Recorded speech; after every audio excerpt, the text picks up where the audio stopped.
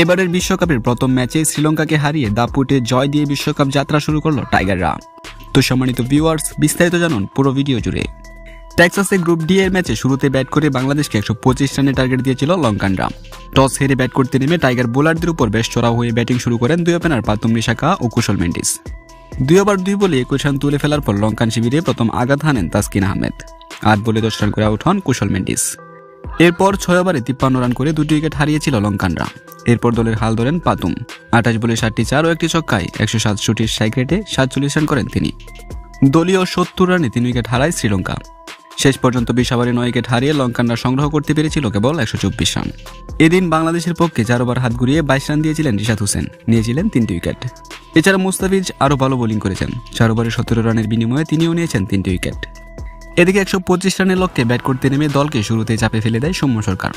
এরপর আরেক ওপেনার অতিথ হতে পারেননি। নোয়ান তুষারের বলে আউট হয়ে যান তানজিদ হাসান তামিম। কিছুটা চাপ সামলে দেওয়ার চেষ্টা করেছিল নাজমুল হোসেন শান্ত এবং লিটন দাস, কিন্তু শেষ পর্যন্ত ক্যাচ আউট হয়ে আউট হন শান্ত।